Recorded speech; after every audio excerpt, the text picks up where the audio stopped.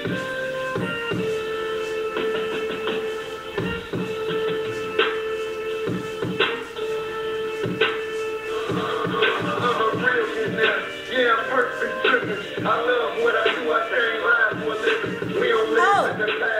y'all ready? Y'all ready to film now? Oh, okay. This is your girl Marie Richards, and we are here at Dropback Studios for another show of exposure in a good way. Guys, let me tell you, today we have an incredible guest. This gentleman is going to be sharing his brands with us, his struggles, his journey, and all of his accomplishments. Please help me welcome Greg McNeal, aka Realionaire. How you doing? Hey, how are you? I'm well. Yourself? I'm good, thank you. Have a seat right here.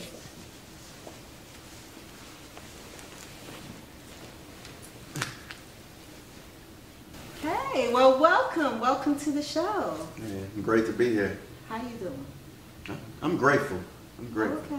Okay. I know you're grateful, and you have me here rocking your brand, Black Owned, Invested in Myself. That's right. We invested in ourselves. I absolutely love this.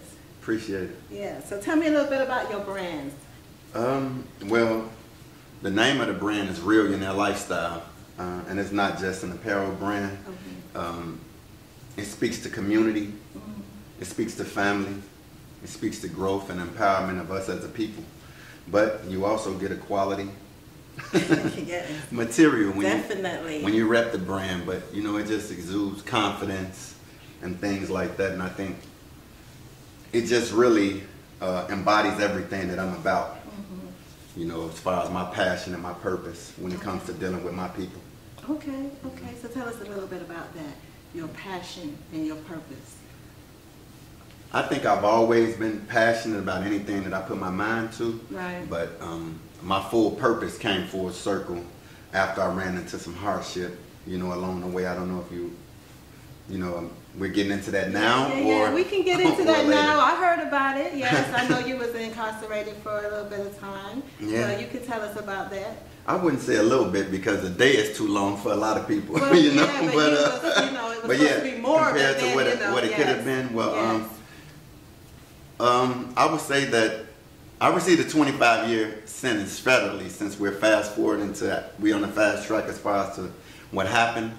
I received a 25-year sentence federally for being a head of a drug conspiracy out of Chicago, and during that time, my faith never wavered. I never looked at it as a 25-year sentence. I really conditioned my mind to think that I was in college. Oh, wow. Okay. But I actually was, because during that time I just took that opportunity to continue to build my mind up and shift my mindset. And when I did that, I felt like the Creator felt like He's ready. Now it's time.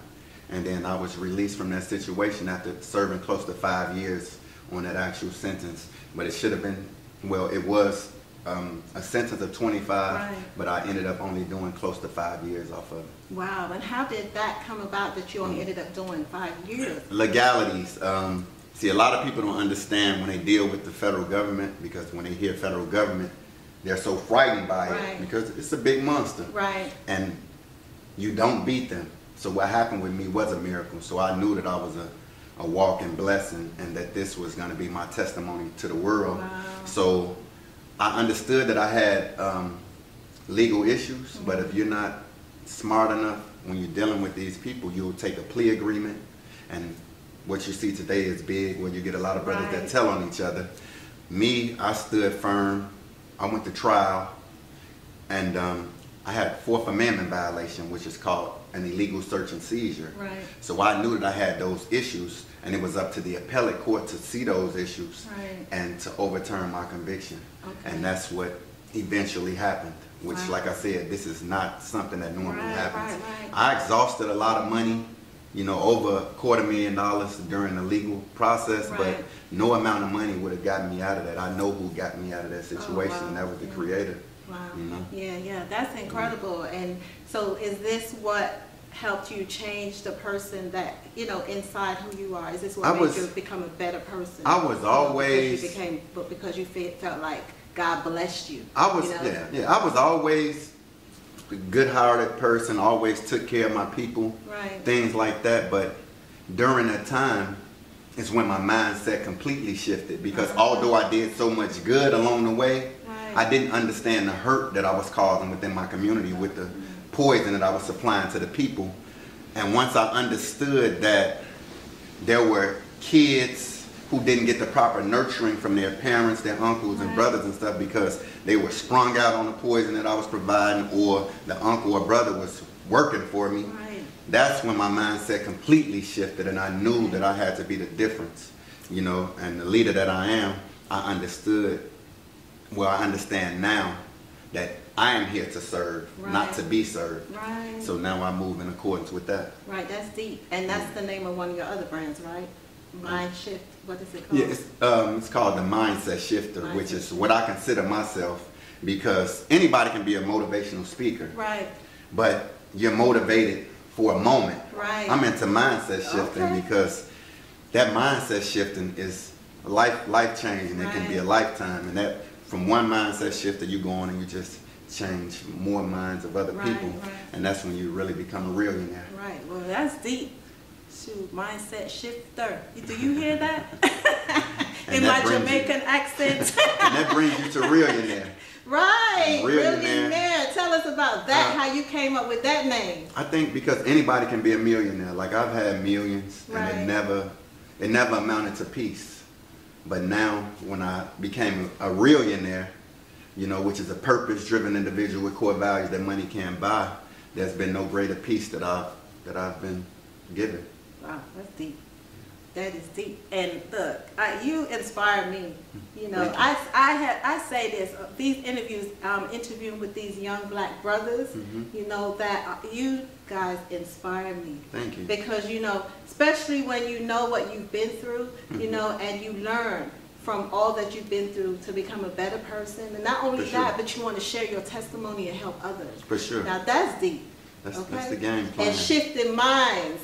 That's the bottom line. Yes, yes. Oh, he's taking his jacket off. Excuse him, he's a little hot. Look, the lighting. We working.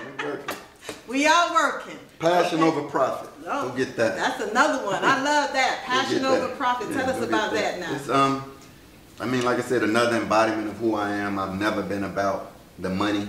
Like, even today, I do a lot of stuff for free. Even when people think they're getting over on me, oh, call him out, let him come in. He'll do it because of my passion. Right. They think they're taking advantage, but you're not, because I'm giving back, you know, and I know that's my calling. So I'm not looking for monetary gains all the time. You know what I'm saying? I know it comes with the territory as far as it being a business as well, but anytime I can pour into the youth and young adults, I'm looking forward to doing it. So it's not a big deal. So when you think you're getting over, you're not. This is God's work, so you can't get over on me. Tell them again, because I try to tell them all the time when they think they're getting over on me. Yeah, they ain't getting over on me. I'm just like this. I got a good heart. I'm gonna do this. I'm doing this for people, you know, promoting them and stuff like that. Doing it because this is my purpose. My purpose. Yeah, I love what you're doing. I think it's beautiful. Is to love and help others. Love people unconditionally, unless they show you different. For sure. But you know, this is what you can God still wants. love them. You love them from a distance. Yeah. But this is what God wants us to help other people, because we're not just here for ourselves. For sure. You know, so that's amazing. For sure. Okay. So tell us about what all that you do for the youth. Well, like I said, my main focus is mindset shifting. So since my release, I have been speaking at different schools. I even spoke at Kennesaw University, trying to get in some more universities. I'm currently working on something with Morehouse College, which I think is going to be major. So most of it is sharing my life experience and knowledge through trial and error and stuff like that, so that they don't have to go through the same pitfalls that I went through. So it's like fast tracking them, because I wasn't given those same examples. So I'm here to lead by example.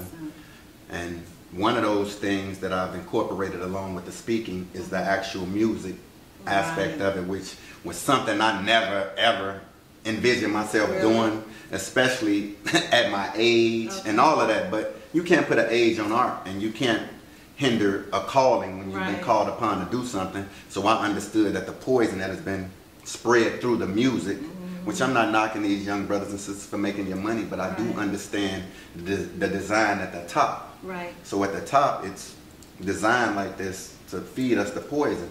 So me being a person that has endured all of these hardships in real life, which a lot of these artists never have for real, yes, I have to speak to the flip side of that. So my mother died a few years ago, and I started writing. Thank you. I started writing for therapy, and that therapy led to a healthy brand of music, and it gave birth to Bars of Revelations. Okay. And that now we're on to volume 2 coming soon. Guys, you gotta hear Bars of Revelations, okay? You need to follow him. We're gonna give you that information afterwards, because it's deep. No doubt.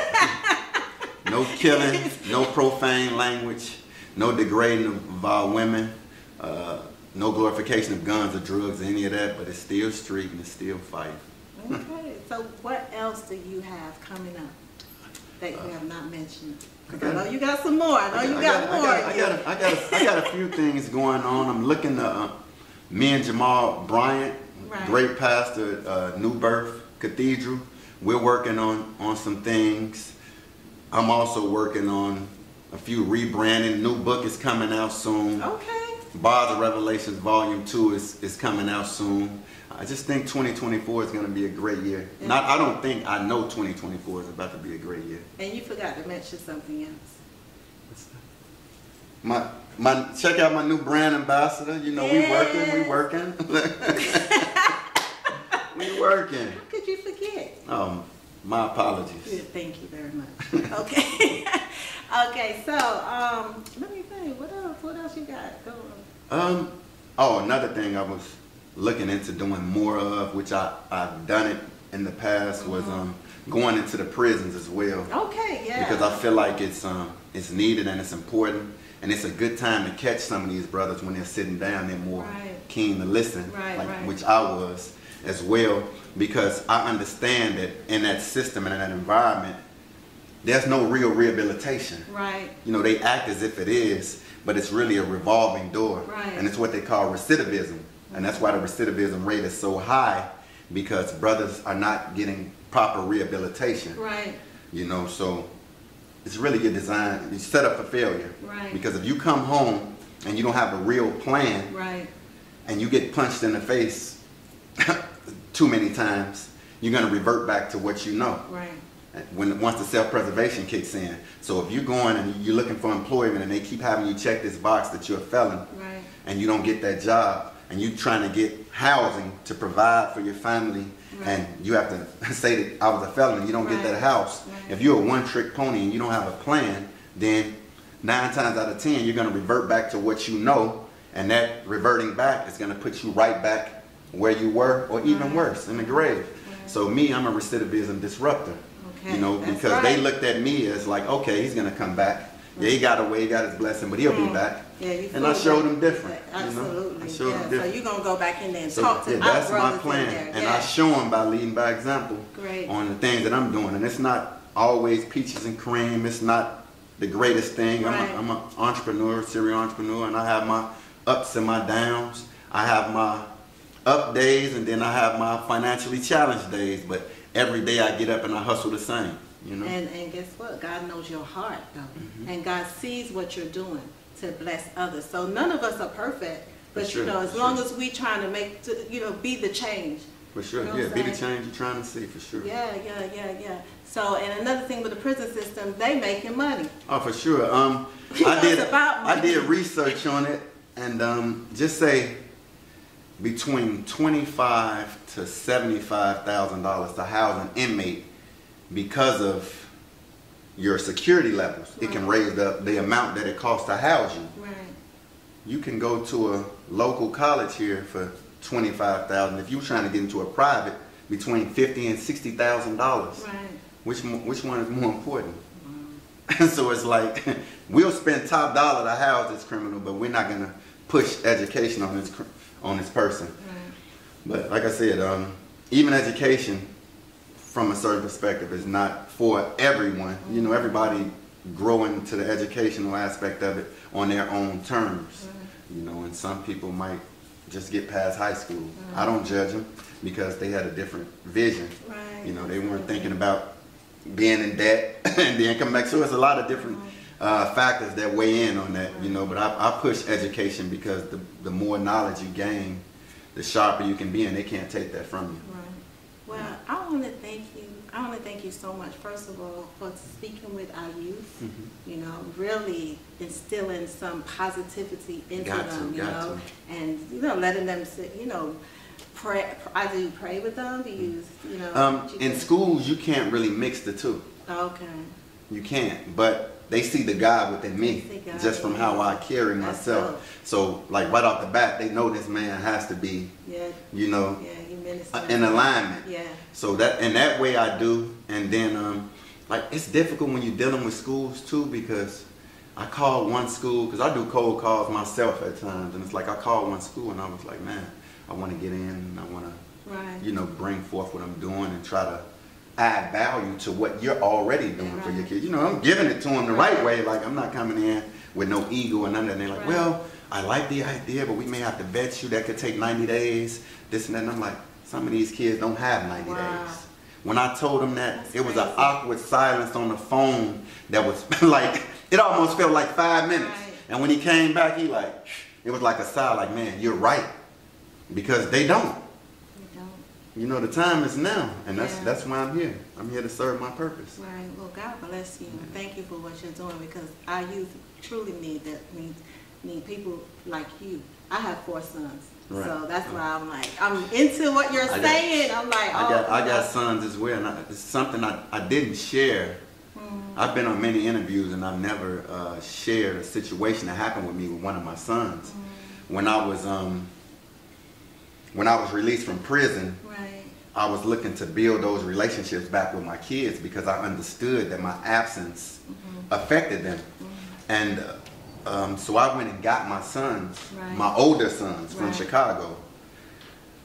And when I relocated to Georgia, I wanted them to move because I was in a more diverse area, and I knew that area would have helped, you know, give them a different outlook on life compared to what they had been dealing with in Chicago, which is a more segregated environment. And I had them. And they were asking me questions like, Dad, y'all don't have police? Like, because they weren't seeing police. And none of that. So it was like, it just was a different experience for them, but it was so slow. And they used to be complaining, it's boring, Dad, it's this and it's that. And I was trying to get them to stay the course. But they complained so much, just really like and wore me down to the fact where their mother called me and asked me to send them back to Chicago. During that time, we had a younger son too in Chicago, but he stayed with her because I was letting her still nurture him. But I wanted him as well. But I sent my sons back, and 3 months later, one of my sons got shot. I was in my gym, I was training, and then I just got a call, and they told me, your son got shot. And Chicago, first thing I'm thinking is my son is gone. So I'm numb, I'm weak, I don't know what to think. When I finally got through to the hospital, I got on the phone with my son at the age of 15, and my son, I'm going crazy. I'm like, this is why I didn't want y'all there. I'm coming to get you. My son on the phone told me, Dad, that wasn't for me. I'm good. I'm like, what? It showed me the mentality of my boy, and it showed me where I had failed him as well, because that wouldn't have been his mentality if I had been home with him those past 5 years. He'd be like, man, I'm good. So I said, well, wait a minute, you good. So little brother was in 2nd grade at the time. I flew to Chicago, got him, brought him back, and I've had him since. He's about to be a senior in high school. He's been an honor roll student throughout. He's excelled in sports, just everything. It just shows the dynamics of it. But, and then, you know, and it still didn't stop me from building those relationships with my older sons. Prayed for them every day, prayed for their protection, all of that. And it's still a work in progress, but it just showed me that at that point, it was like, I got to get him. I got to save him now, because some of this could rub off, and it's like, nah, we're not doing that. You know, so Yeah, it just, I've never really shared that with anyone. So it's like a lot of layers and a lot of things that I've that you endured, even from that parent's perspective, and trying to build those relationships back after being in that place of confinement like that. Yeah. You know, that lost time. People don't understand that time is important. Very. You know? Yeah. Well, thank you for sharing that with us. No problem. Wow. Oh my goodness. Whew. I'm getting chills over here. But thank you so much for joining us and for sharing your story. Thank you for having me. Yeah, no problem. Cool. And keep doing what you're doing with our youth. I got to. I got to. It's my calling. It's my passion. It's my purpose. Yeah. And we will look forward to having you again. You know what? Tell the people where they can find you.